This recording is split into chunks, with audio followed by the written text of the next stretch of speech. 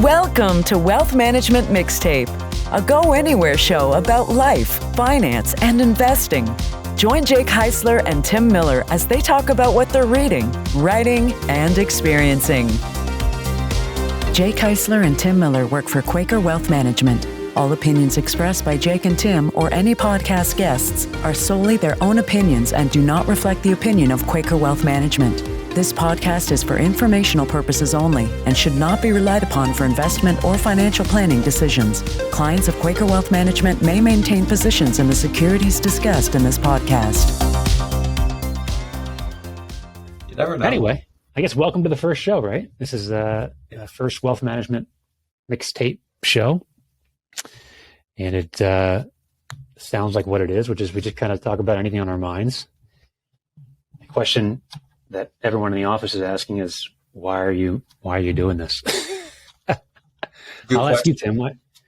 Good question. Yeah. So why are you doing it, Tim? I think that what we're trying to do, at least my aim in the podcast, would be to try to take an industry that's perceived as very dry, the world of finance, and to maybe get a fresh perspective on a few things and learn some things along the way that you might not be aware of, but also have fun with it along the way. So that's why we say it's a go anywhere type podcast. It's not limited to strictly the financial world. We hope that through this podcast, maybe you can pick up a thing or two along the way, but really, I think the goal of the podcast, at least for me, and I don't know if it's the same for you, would be just to find a way to make it more interesting to listen to, things around financial planning and investment management, with also twisting in or injecting some real world examples. Yeah, that's a good way of looking at it. I think people are just inundated with information these days. There's 4 or 5 TV channels just devoted to financial news and countless websites. So, we talk to clients every day. We've had thousands of conversations with people. So I think you're right. Maybe we can shed a little light on those conversations. And look, everyone's kind of going through a similar experience. Whether you have $50 million or $50, there's a similar feeling about money. It's kind of a psychology thing. And so it's I think a lot of things are relatable. And so for me, it's actually 2 things for me. One is that it's to hopefully help some folks understand why they're making certain decisions, and maybe why, to help them kind of get out of those habits they've developed. And for me personally, is to keep learning. Look, there's so much happening in our industry all the time, and so many changes in our world.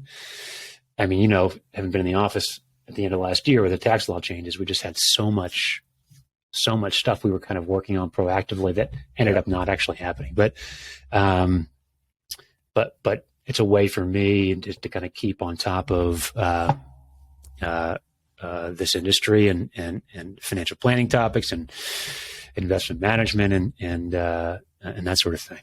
So hopefully people appreciate it. If anyone ever watches, shout out to my wife, who's probably watched for the first 3 minutes, and I see we're about 4 minutes in. That's about probably where she'll duck out. And by the way, I got a text like as soon as we were starting this that my daughter, my 4-year-old daughter, is in swim class for the first time.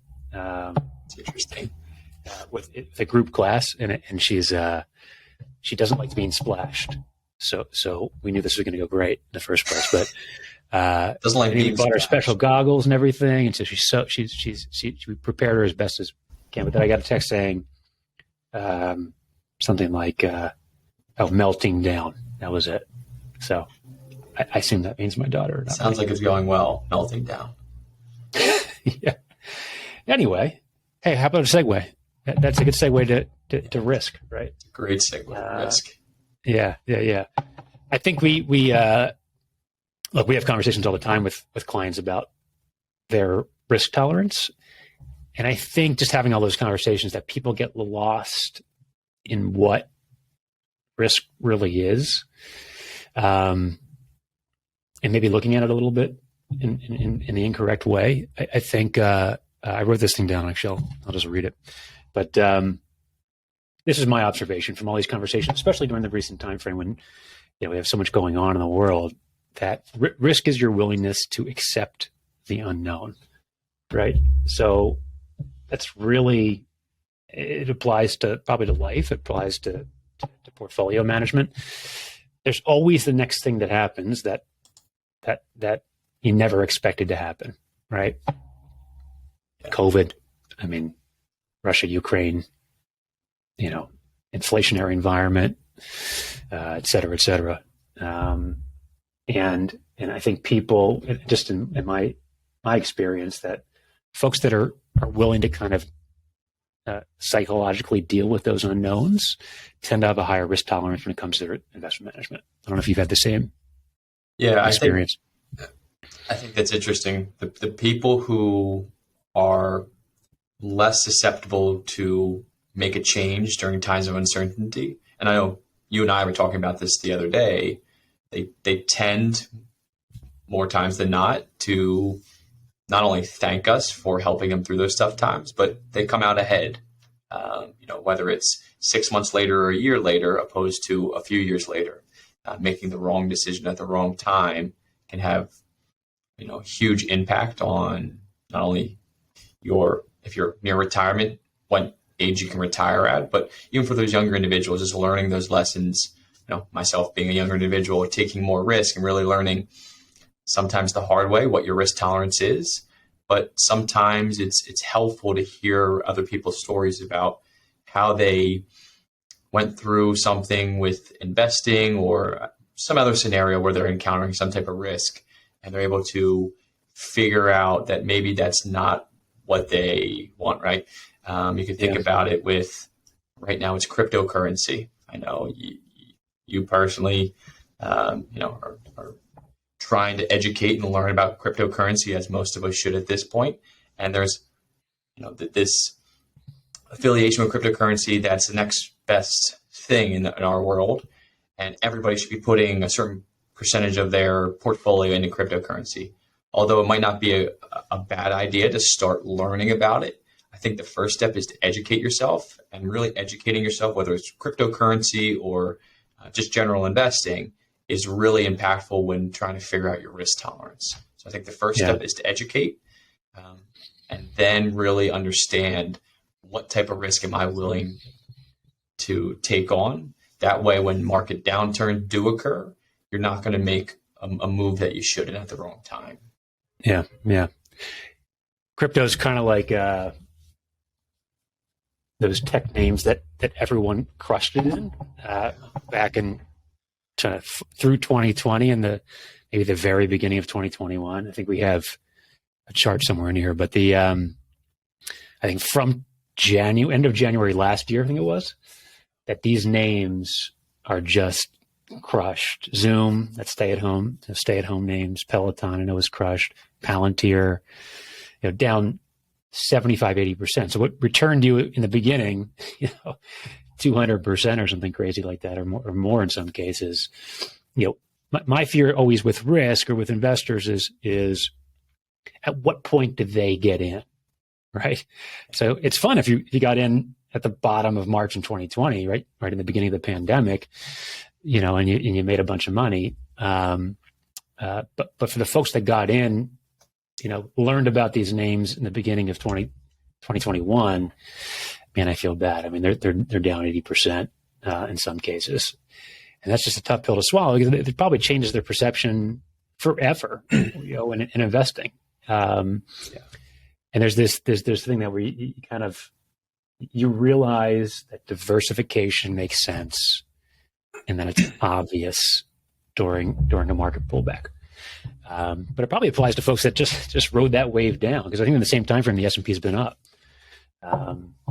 So what percentage of, out of curiosity, I know you've been doing this a little bit longer than I have, almost a little over 20 years at this point. What percentage of people do you think actually, and this is a two-layered question, or two questions in one, is there obviously the retail traders and then the institutional hedge fund side of things as well. But what percentage of, let's just call it the retail trading community, do you think actually gets into some of these high-tech growth names in the beginning of COVID before they're up over, let's call it 10, 15%? If they went up hundreds of percent, some of them, which ones get in at the ground level? Like what percent of retail traders do you think? And that might not be an easy answer or question to answer. I don't know. That's a good question. I would guess it's a small number, small percentage. Yeah. I think like the loudest voices go the furthest, right? So if you've got somebody who's made, 100% and has a YouTube channel with, 500,000 followers and says, I made, 300% on Palantir. Well, yeah, people are going to jump in late.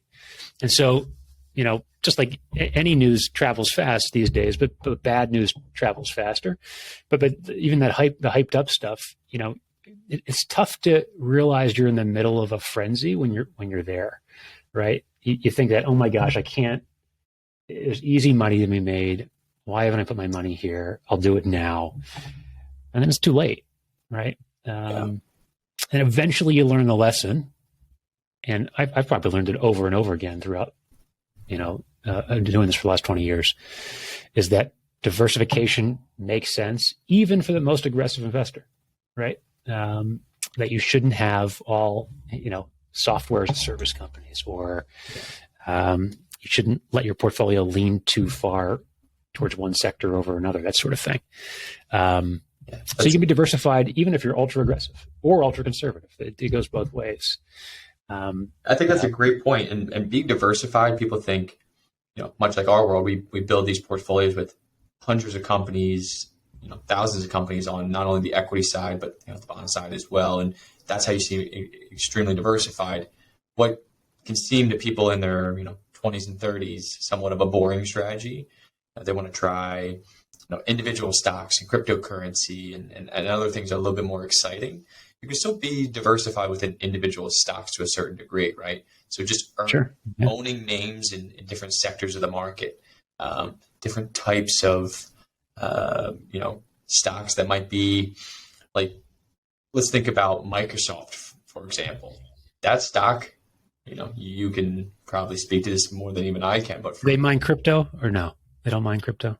It's off my radar. But Microsoft, that stock price didn't move for how long? And now it's seen as what was traditionally a value stock is now thought of as a growth stock in some regards. So, not every growth or aggressive name that you think, oh, this is how I double or triple or quadruple my money, has to be a company that doesn't have any earnings, right? There are names out there where you can have, think about like a Netflix or some of these other names where people, even like an Alphabet, right? Some of those names have had 100% run-ups over the past 2 years. And it kind of goes under the radar because people think you have to be investing in these startup type names. Obviously, SPACs are a trend as well. We have NFTs, all these different things flooding the market for consumers all at once. And that's what it comes back to what I previously stated is trying to educate yourself about these different things is step number one, right? Because you have to understand the risk that you're taking on. If, and inevitably it will, the market will come back just with a lot of the growth names, 30, 40, even over 50%. And you have to be okay understanding, well, this is the risk I'm taking on with these types of companies. And I'm okay if my timeline's long enough. For me personally, being a younger advisor in the industry, is understanding that we have a little bit more runway as far as, for me personally, as my investments, is I'm okay with losing some of that value in the short term. But if I have conviction in some of those names long term, I'm not too worried about it. Right. Makes sense. It's kind of like, since we have to talk about March Madness, picking a good NCAA pool, right? Yeah. Now, I used to be more involved in this. Sometimes more difficult than. What are the odds of getting it right? Getting all of the games right? I think I saw something like the ESPN bracket that they rolled out. It's something in like the billions or trillions for getting Right. I couldn't believe it was that high, right? I thought maybe one person got it right every year, but I think didn't Warren Buffett say that he'll give $1 million? I think it started several years ago. I'll give $1 million to anybody who gets it right. really, I don't think he's paid out, but I could be wrong. Yeah, it's almost impossible. And even if you know everything about college basketball, like we just talked about, there's always an upset, and you're not going to know what it is before it starts. How many of these guys on ESPN, the Dick Vitale and Seth Greenberg and Jay Billis, how many of these guys actually pick a bracket that places in the top 9, or the top percentile of their group every single year? I mean, maybe they do, but if I had to guess, I would assume that they don't, right? Because they're just like everybody else. They're going to pick predominantly favorites. They might know a little bit more. Obviously, they do. They're surrounded by this stuff. But I'm listening and saying that a lot of them said South Dakota State over Michigan. That's a game I picked and already got wrong here 2 hours ago. You follow the experts. I follow the experts, and I'm already behind in my pool. So, I think it's in our world too, where the talking heads get the airtime, but it's not always the best advice. I mean, it's just there's guys on. I watch CNBC or whatever, Bloomberg television, and the guy that was talking about how bullish he was in his portfolio and all the stocks he owned, the next week was all of a sudden bearish and had sold everything the week before. Like it's just silly sometimes. But and there's some really good folks that are on TV too. So I don't want to knock everybody, but you can tell the folks. I'm not going to name them, but you can tell the folks that have somehow gotten a standing invite and will say anything to get their next invite. Yeah. And it's just a little silly. Anyway, it's kind of like some of those folks who predict like a bear market or a downturn. They say it, 3 times a year, every year for the last 10 years, but then they are seen as geniuses for guessing the bear market when it actually occurs, right? Right. But they don't point out the 20 other times that they guessed it and they were wrong. So right. Yeah. If you guess the same thing over and over again forever, you're going to eventually be right. I mean, it's just, and then you're on CNBC for 15 minutes. Part of the standing invite. Right. Maybe. Yeah. And I think the problem is that these days we all have access to those channels and those blogs and those articles. And it makes most people, if you tune in, second guess everything you're doing every day. I mean, it's too much information. When the reality is, if you look at the market, it's up 4 out of every 5 years, right?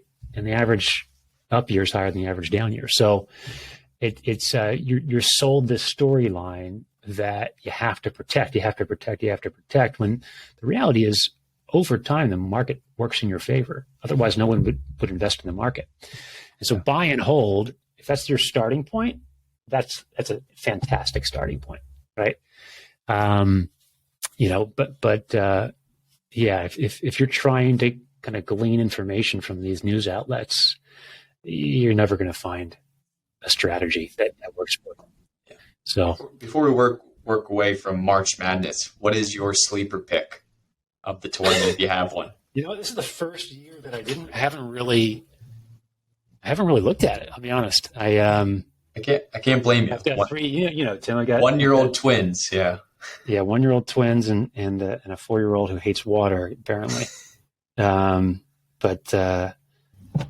haven't, I would assume Gonzaga is probably the favorite, right? They got a pretty complete team. Yeah. But I remember when Gonzaga was just like an up and comer and anyway, not to date myself at all, but, I think the favorite. I would say Gonzaga would probably be if I had to choose. I've seen them play a couple of times this year, and they're a pretty good squad.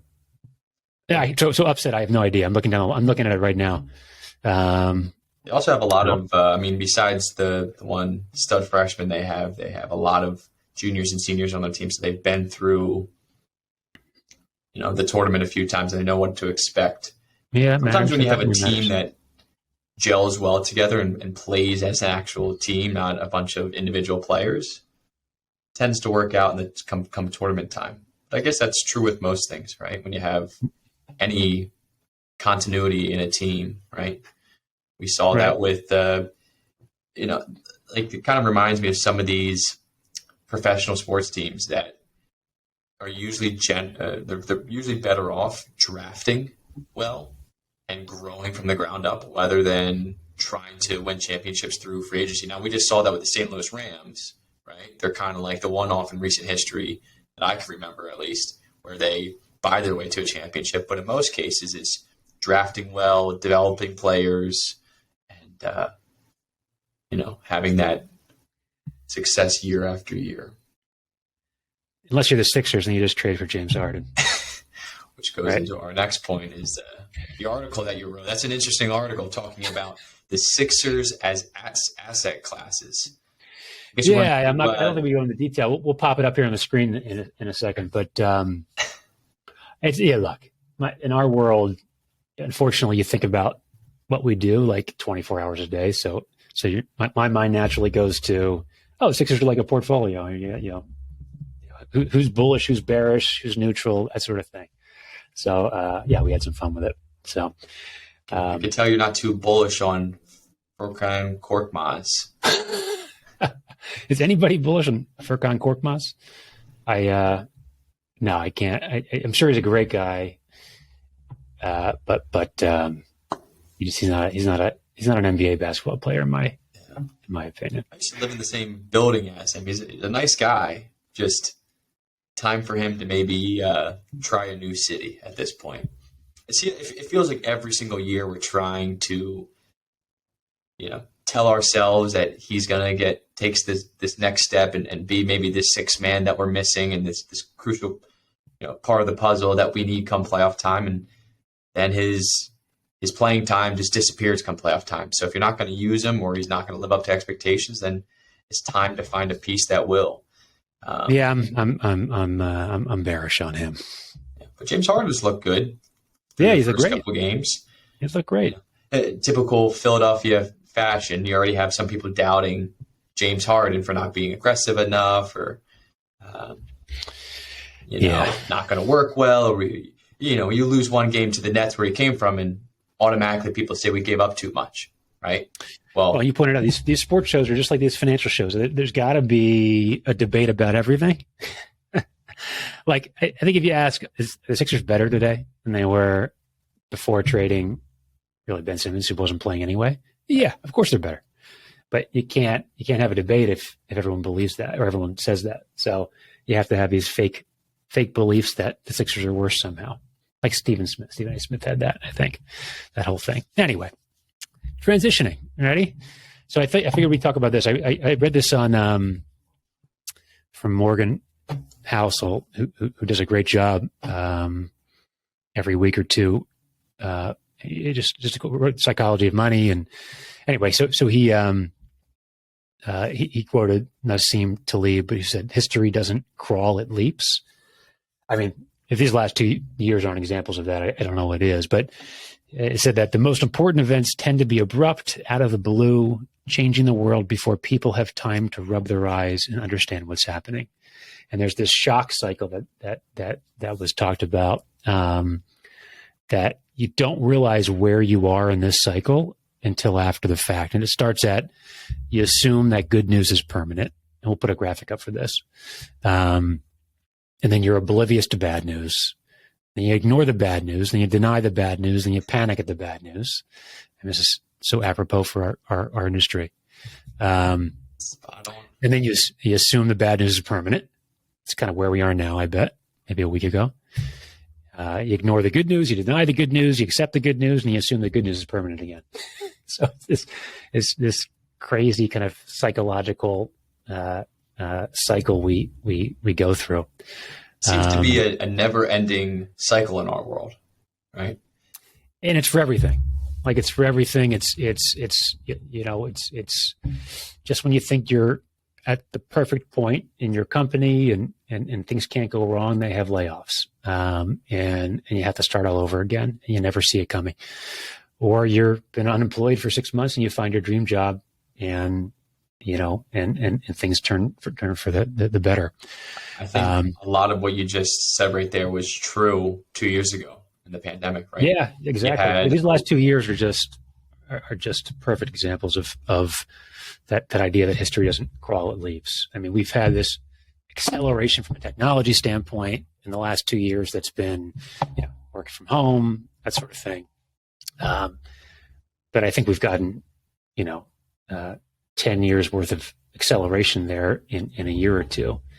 And how many? Yeah, it's been a while. Good. How many folks do you know now that got a chance, whether they got laid off or they quit because of the working conditions and they didn't want to work in certain places during COVID out of safety reasons, and they got a chance to take a step back and reevaluate where they were in their career path, right? So a lot of folks went back to school or learned a different hard skill to transition into a different industry or a different company that they've been wanting to work at for a long time.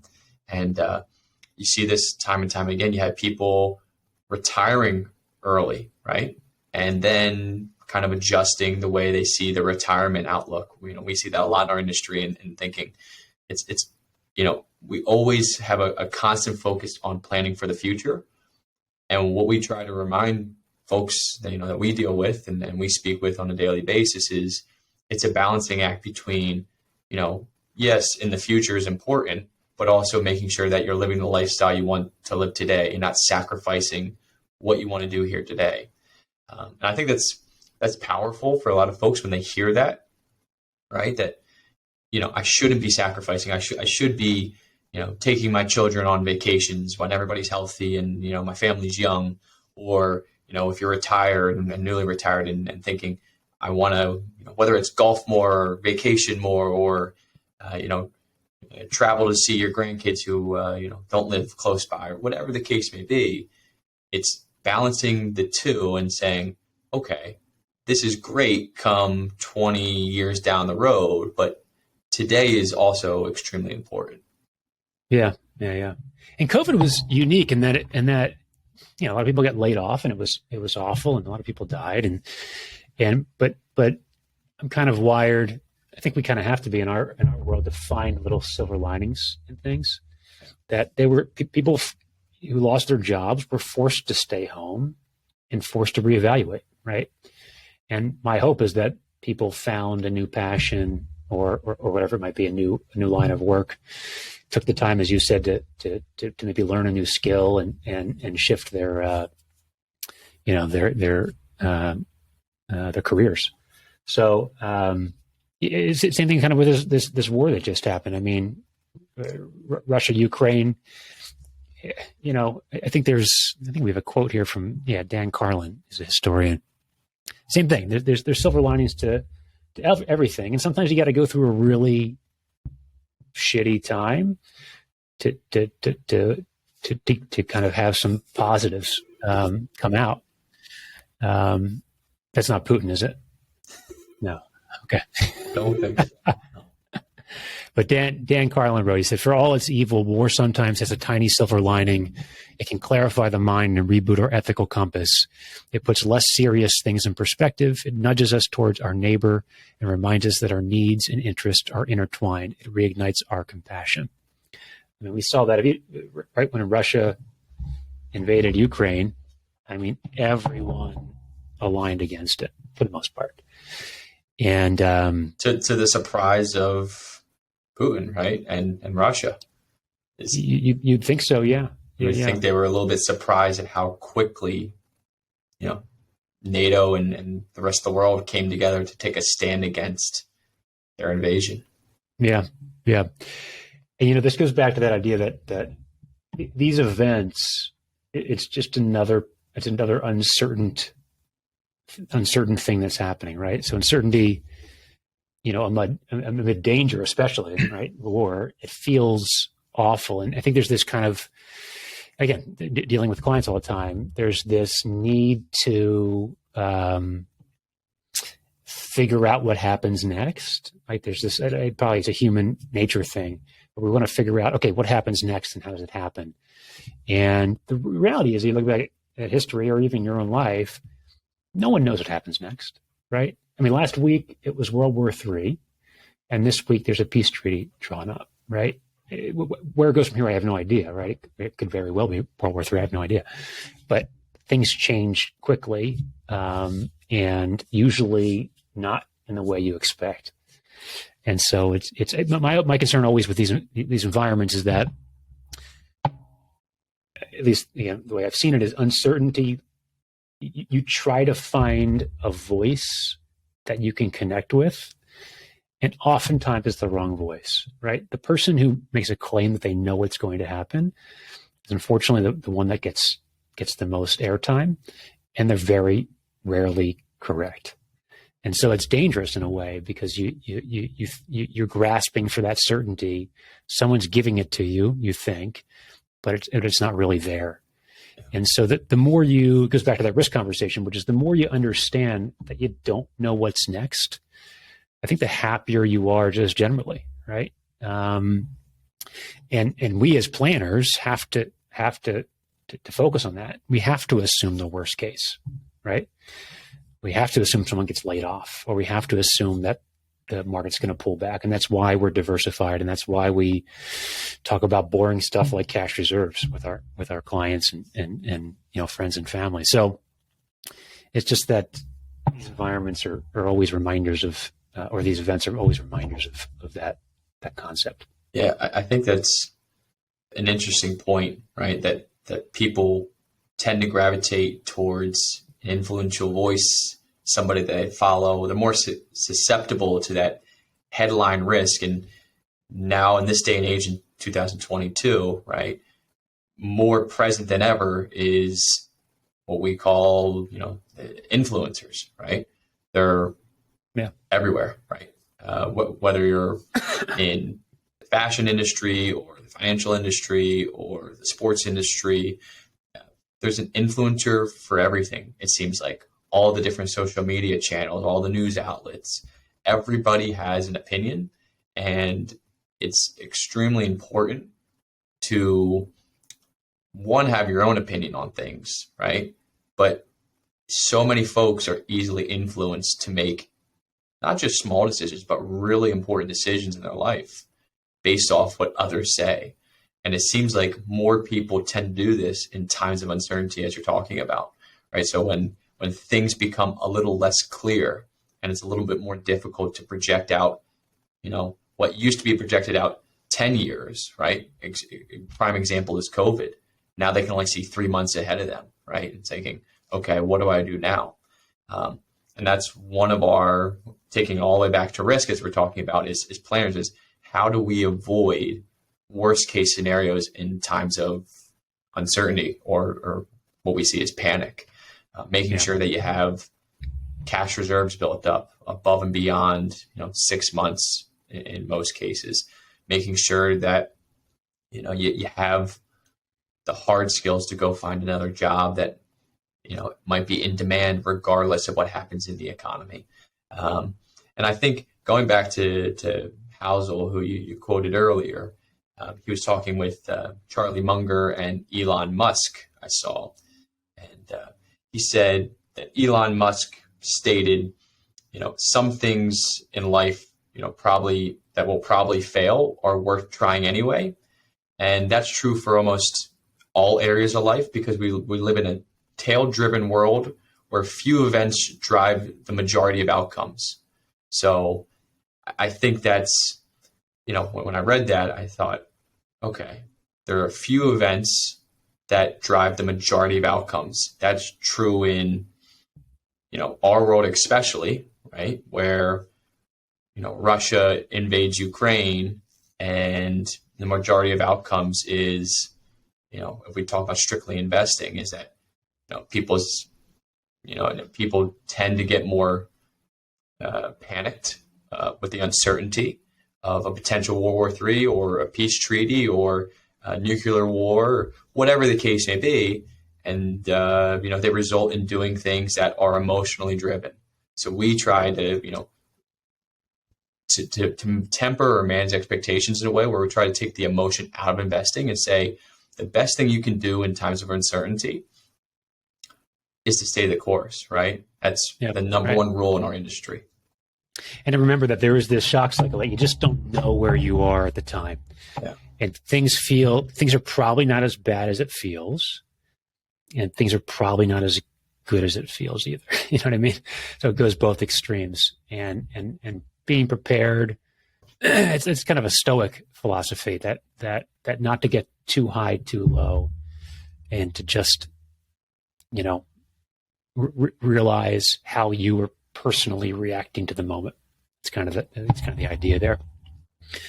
I had a quote from here from Jim Grant, who was an investor. He said, "To suppose that the value of a common stock is determined purely by a corporation's earnings, discounted by the relevant interest rates and adjusted for the marginal tax rate, is to forget that people have burned witches, gone to war on a whim, risen to the defense of Joseph Stalin, and believed Orson Welles when he told them over the radio that the Martians had landed." So we expect people to react rationally, but history tells us they never do.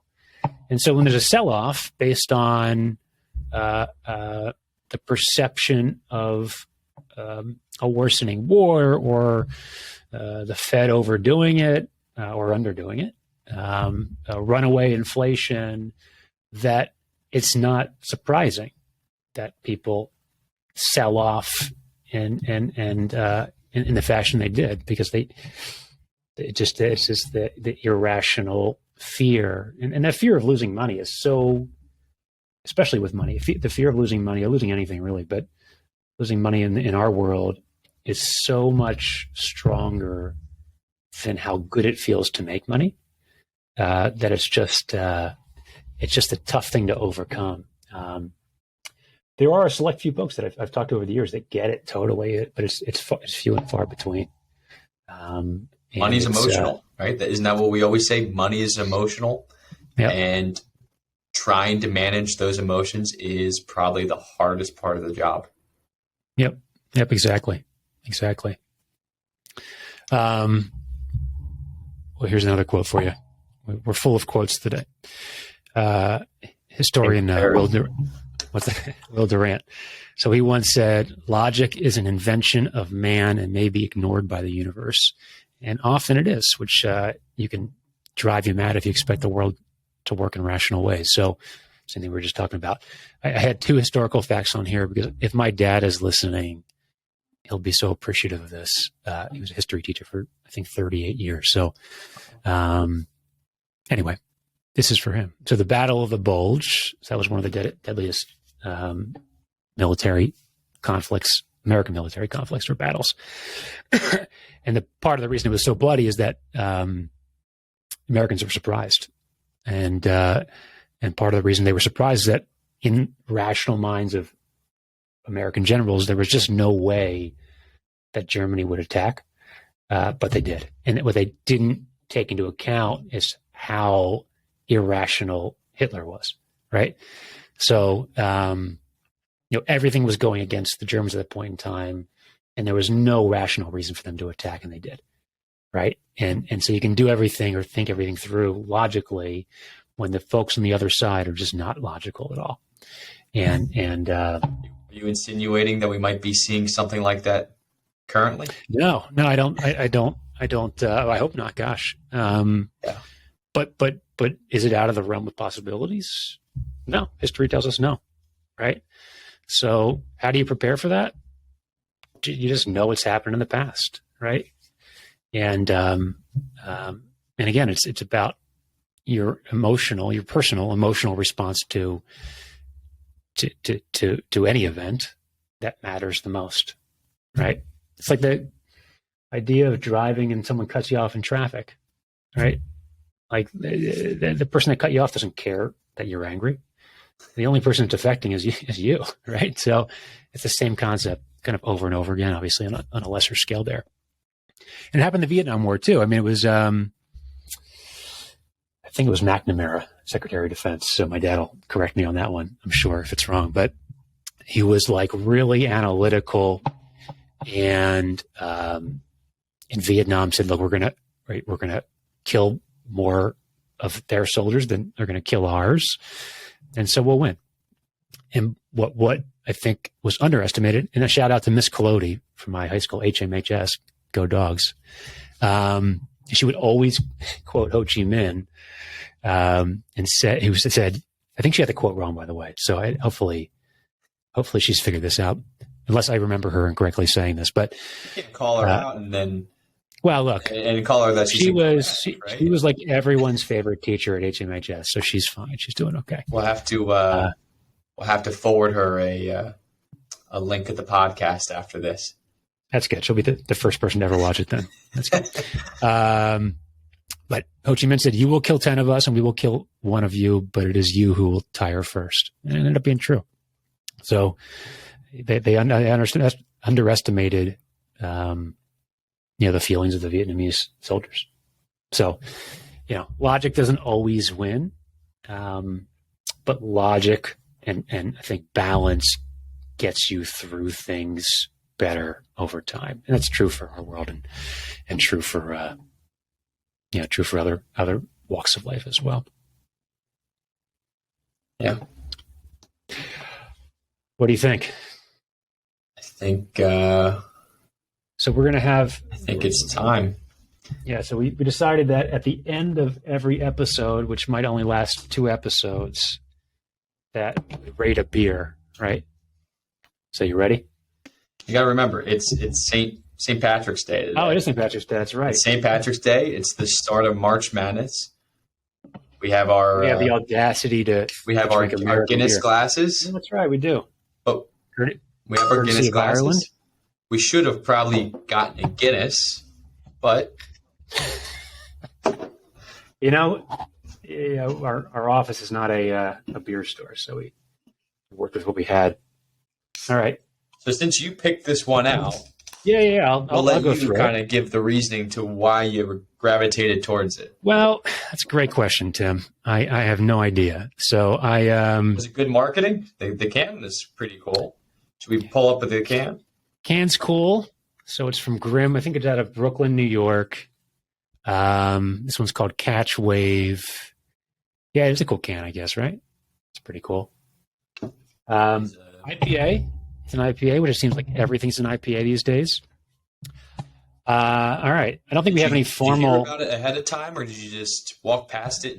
Tim, it's a great question. I walked past it in the refrigerator, and I hadn't heard ever about Grimm. I probably walked past it a dozen times and just never grabbed it. That's a good reason to get it finally. Anyway, cheers to the first episode. Cheers to hopefully many more. Hopefully we enjoyed it, or you enjoyed it, and we keep going. Is there a rating system here, Tim? Yeah, what did I say? You know the rules, right? I feel like on the first podcast, we need to be, and sorry to Grimm Brewery. Diplomatic we need to be a little bit more harsh with our ratings, because you can't come out of the gates and give it out of 5 stars and then move it down. Exactly, right? You got to have some type of baseline. So actually, here's the thing with IPAs. After one sip, it's really refreshing. Yeah, it's good. I think it's really good. I think it's very really citrusy, and there's some almost like pineapple taste to it. Have you been to Vermont and had Hetty Topper before up there? No, never had Hetty Topper. So it's like that. I was I don't know if the first, but it was like the big tough IPA. You had to drive up to Vermont to get it originally. I think they have them down here now. But it reminds me of that, which is a really good thing, believe it or not. So that's a really good. Hopefully they would appreciate that if they ever watch this. But it's good. What do you think? It's got some like a citrusy type taste to it, right? Yeah. I think it's good. A lot of pale ales have citrusy type. I guess it's all different, right? Yeah. No, most drink as many IPAs as you do. But you're making me sound like I drink a lot of beer, but I maybe have a beer a night at the most. I think I just gravitate towards non-IPA type beers, right? Yeah. So. No, I'd say it's good. It's it's my preferred beer is an IPA. I should grow a beard and wear like a wool hat or something, and that I feel better drinking more IPAs. But no, it's really good. I would give it. Do we have a rating system? We should have like a cassette tape, like 5 cassettes or something. I don't even know what that means, but 3.5 cassettes out of 5. Yeah, I would give it higher than that. I would go 4. I would go 4 cassette tapes out of 5 in our arbitrary scoring system. What would you give it? It doesn't have to be the same, obviously. Yeah. I was thinking like now it's for all beer, right? There's 0 to 5 cassettes. 5. It doesn't. It could be a stout or a whatever. But so we got to give. I think it needs to be a wider range, because how are we gonna do fractional? Like, I think it's right in between. I think it's like a high 3, low 4s, somewhere in there. All right. It's pretty good. I think it's pretty good based on what I've had in the past. I do like. So Grim, if you're hearing this, you can send us some additional beer to our address, which we'll leave in the footnotes here or in the notes. All right, cool. Cool. I think we're that good. Was fun. Yeah, right. It was fun. Beer's actually really good. Probably should have given it like 4.5, right? 4.5. 4.5. Yeah, I might have moved it up to 4.5. I think that scoring system is a little difficult, right? We should just do 1 to 10 fractional points, because if we were on that 1 to 10 fractional point scale, I probably would have given it like an 8.6. Oh, it's good. I think 8.6 is high. I think that's the way we do it. Where would you rank like Labatt Blue? Labatt Blue. They always do a lot of cool, because we're from Philadelphia, they always are like the Flyers sponsor. We were right, but that doesn't factor into taste. Flyers sponsor cans. So that's like the only time I've ever been inclined to get Labatt Blue. How about like a Keystone Light? A Keystone Light is probably like a 2.8, 3. Just because. Yes, that would mean it's drinkable, but not it's drinkable. Not desirable in any way. Yeah. Have you ever heard of something? My buddy, if he ever listens to this, he'll appreciate this. Over in Philadelphia, it's called Boxer. I don't know if you ever heard of it. Not in cases of 30, but it comes in cases of 36, which I had never heard of either. I would say that is Boxer, the beer name. Boxer is the name of the beer. I think that it's under.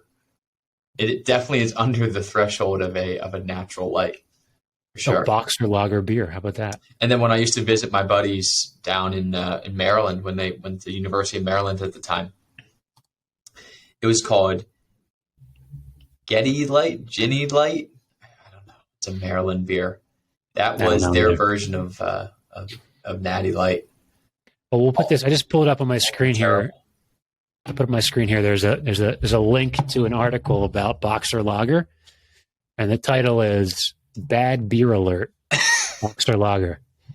So I would say that's pretty accurate. I don't think you ever want to have to try that beer. All right. Anything you're watching, Tim, that we should be tuning into these days? Currently catching up on the newest season of Ozark. So I just finished The Wire. Long overdue, been on my list for years now. I actually started it a few years ago, and then every episode's like an hour long, so it's just one of those things. Creating enough time to watch that show. But me and my girlfriend, we finally sat down and decided to watch The Wire. I don't know if you've seen it, but it's a great show. I've seen like half of it. Yeah.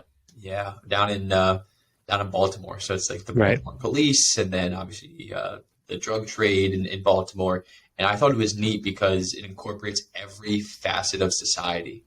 So it dives into the drug dealers and the people who drug addicts, and then you go to the court systems and the jail systems, and then you go to like the shipping ports. And it's just really neat how they tie together every single aspect of a city, really. Right.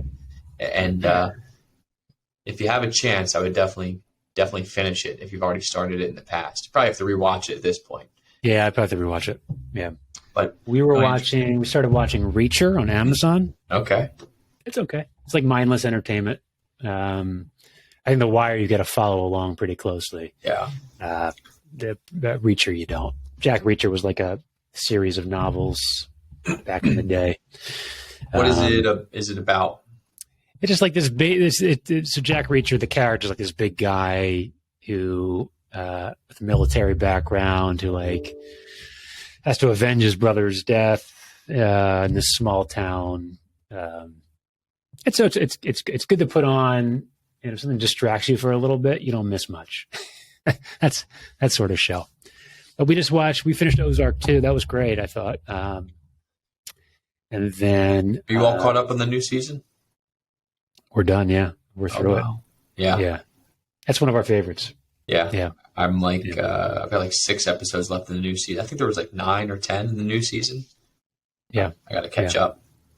It's good. They keep reinventing it, and it doesn't lose anything, I don't think, which is pretty cool. I think my favorite part about Ozark is Jason Bateman. He tends to not have his emotion is so even throughout the entire show, right? Obviously, see, what's the wife's name? I'm blanking out. I can't remember. Yeah, regardless, right? She's all over the place with dealing with the kids, dealing with raising money and the political campaigns. And Jason Bateman just seems to be, he's like the perfect character for that role. Even keel, this is what I do. I'm a financial advisor, just happens to be a financial advisor, but the accounting side of things, and he's really good at what he does, and just never, no emotion either way. It's so even keel. And I think that really makes the show when he's dealing in these high pressure situations with all of these important decisions and life threatening decisions, and he just never changes his role. Yeah. All right, cool. All right, let's end it there. And good first episode. I think so too.